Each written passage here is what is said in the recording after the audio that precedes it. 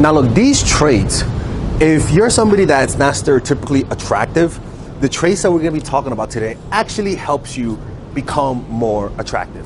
All right, and I'm going to explain to you why. So even though these are internal traits, over time, if you develop these traits, they will start to manifest themselves phenotypically in the way that you look, right? Because, you know, obviously not everyone is a 10, okay? But usually your looks degrade, not just because of aging, but a lot of the times because of your mentality. A lot of the aging process that is premature comes because of our mindset. So these traits are things that if somebody sees these traits in you, they will become attracted to you. To what degree, I don't know. But what I do know is this, is that they will have respect for you. We can't have everything in life. But the precursor to getting anything in life worthwhile is respect. I could date a woman and she might find me attractive. But if she doesn't respect me, she's not gonna find me, we're not gonna be together for too long. She's gonna eventually cheat on me, leave me, or whatever. But lack of respect causes every positive trait that you have to be called null and void, right? So even for people who are not attractive, watch this, because this is the beginning of stepping out of your not ugly era, right? Your unattractive era to your more attractive era, okay? And I've seen this with women, with men. It doesn't matter, because a lot of the times, you know, some people are unlucky and they have had bad luck with the opposite sex. And what happens is that it creates a bigger spiral where the more negative experiences you have, the more it starts to reflect in your face, right? Your nonverbal cues begins to predict rejection, right? And so it's kind of like if somebody rejects you and you're dating someone and they reject you, then you're gonna start to expect that again. And you're gonna start to manifest it because you start to literally expect it. It's almost like if you keep getting hit when someone goes like this, somebody goes like that and you go like that, right? It's almost like that you start to like anticipate. And one of the things about emotions and our expectations is that they become a reality, right? So let's begin that. And if you guys want to work with me one-on-one, go to mindfulattraction.org and there you'll be able to book a one-on-one phone call with me today. All right, so the first one is that you have options. It goes down to the fundamental fact about human nature is that we as humans, we like who other people like. It's that simple, right? Having other options is leverage in life. Knowing that I am not the only person in your life that makes you happy, knowing that you have other job opportunities, knowing that other people want you, knowing that you have other friends can literally turn a dislikable personality into a likable personality. But understand is that this only works at a distance, okay? This only works to increase their respect.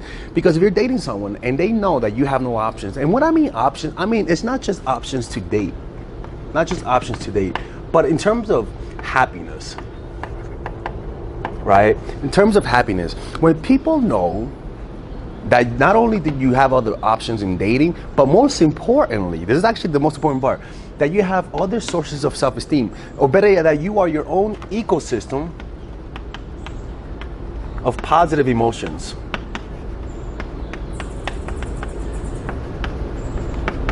People gravitate to that. Because it's all in your energy, right? People will observe and notice that there's a calmness to you that radiates out of you.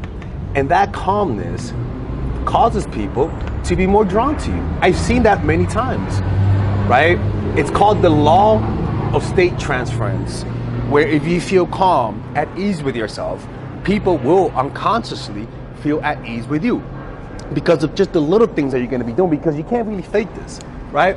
But also, options also means that it's just a visual thing, right? It's not just an energy shift, right? Where you literally don't derive happiness from them, but also you literally have options, right? You for example, if people know that you have other options to go to a party, your attendance will be more attractive because they know that you had options and you chose them.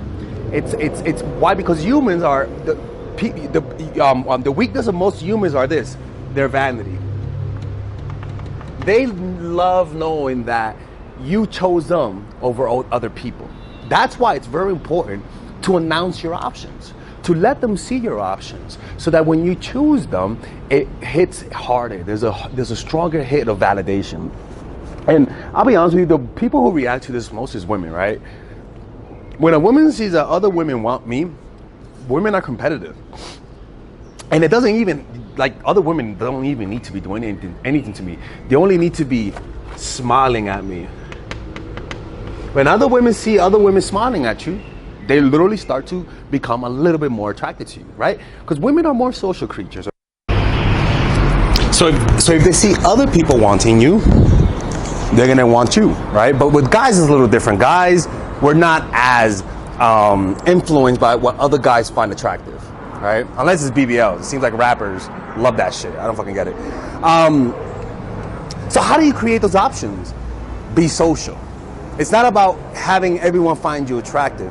It's really about being a social person, right? Even if you're shy, finding a way to be around people, joining book clubs, art clubs, writing clubs, meditation clubs. Like me, I make my own clubs, right? I make my own art club, I make my own meditation club. In fact, I'm gonna create a course on how to do that because I think it'll help a lot. So that's one thing, having options. The next thing is that you are self-aware. Self-awareness, honestly, is one of the biggest, lack of self-awareness is one of the biggest turnoffs, because that's where every negative trait that you have will arise. It's what happens when you get older. A lot of people lose self-awareness because they're in denial, right? They're getting older and they're resisting it, right? And so you have that old guy that wants to be young, but he can't tell how he's coming across, but other people could tell, right? So that self-awareness saves you from bitterness. Bitterness is, as you get older, it's not about attracting, but about preventing from pushing people away, right? And that bitterness comes from your lack of self-awareness. You're getting older, and you're resisting it, and that creates, and that reaction to that resistance to the natural aging process has a very negative, almost like a very negative domino effect. What do I mean by that? Well, because people can see right through you. People can see that you are resisting the aging process, and for some reason, people find that unattractive, okay? And also that self-awareness allows you to get rejected better. Where somebody rejects you and you understand that that's just their opinion. You understand that you're just immortal in this infinite universe and that one day you're gonna die. That's self-awareness. You understand that just because this person doesn't like you doesn't mean that you're not worthy, right? The delusion happens when somebody rejects you and you think you're not shit because they don't like you. You don't have self-awareness. You don't know who you are. Self-awareness also means that you know how to control your emotions, right? You know how to feel sadness and you know how to regulate yourself back to happiness. That requires self-awareness, because if you don't do that, well, then you start to depend on other people's validation. You start to value their opinion more than yours, and you lose self-awareness in the process, right? And the only way for you to feel better is for them to validate you. And that creates a problem. What is that? Well, you develop creepy nonverbal cues. You think you look normal, when in reality, you're giving creepy vibes, right? Right, let's go to a quick commercial break, man. Do you give off Terminator vibes because you're so masculine? Or do you give off nice girl, creepy, and needy vibes because you're just too feminine?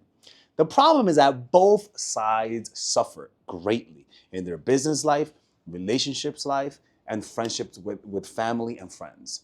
And if you don't know how to fix that, you will repeat the same pattern your whole life and never escape. Well, guess what? I have a course for you, and it's called The Feminine Woman. It's pretty much a course on how to increase your self-esteem through practical means, not through giving you guys affirmation and wishing that you stop being Terminators or you stop being needy and creepy goldfish. No, I'll give you practical things that by you doing this, if you're too masculine, I swear people will say there's something in you. You look more relaxed. You're just more comforting. You become more emotionally open because I teach you guys those strategies. It's a 5-week course. If you're too masculine, you are successful in life. You are successful in business, but you struggle with connecting. And so that course will give you practical things that if you're Terminator, you'll come out human, people. Like you'll just give off a more relaxed vibe. It's what I did in my life to heal me from my toxic masculinity. It's a 5-week course, and in that I teach you guys how to let go of the past. I teach you guys how to use your feminine energy to influence without being too sexual, which might sabotage you. I'll teach you guys how to use the masculine to be assertive without scaring people off, because sometimes it could be too much. It's a course that balances those things out. Okay, so if you go Bronx mode, if you're too Beverly Hills mode, I'll teach you guys how to go Bronx mode, or better yet, South Side of Chicago type of shit. Well, now you're just a serial killer right there, right? And with this course has a 30-day money back guarantee, and if you purchase it, you guys also get access to my to the Zoom meditation group where we both meditate, or we all meditate on a weekly basis, and you guys get access to the WhatsApp group. And it's really a good course. If you guys don't like it, just ask for your money back. I mean, you guys can see the reviews right here. A lot of people like those reviews. And you'll see the results. And if you don't see the results, then I'll just give you your money back. Like, I'm not gonna scam you guys if it doesn't work, but I know it's gonna work. So you do that now. Don't end up like Frida Kahlo. All right? Don't do that shit. Y'all just think you guys can break my rules and tell people you watch my channel. You can't do that. Okay? So purchase that right now. It's a lifetime. You get lifetime access to that course, and I'll see you guys inside. Take care. Let's continue with the video.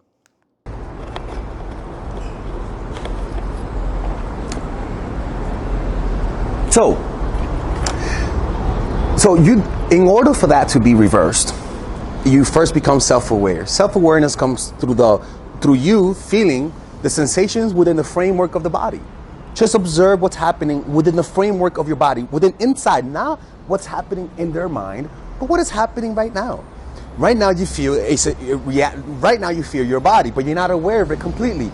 Bring more awareness to the sensations of the body. That is self-awareness. You know how your hand feel. You notice the breath. You notice the feet. That's self-awareness, and that self-awareness will expand to your mind, to your subconscious, to who you are, to where you are relative to the universe, and it calms you down. It creates like this relaxedness. You know where you are. You don't try to step above who you are, and that draws people to you because they feel an acceptance of yourself emanating from you. The next one is that you have presence, absence, and presence. You're not there all the time, right? You know how to be there, but you know when to give people space, right? And also, you're not there. Like there's this girl that I like at this place, and I'm not there all the time, right? But she notices me, right? Right? But every time I disappear for like a week, she'll be like, "Oh my God, it's you again," right? But usually I get her biggest reaction when I travel and come back, right?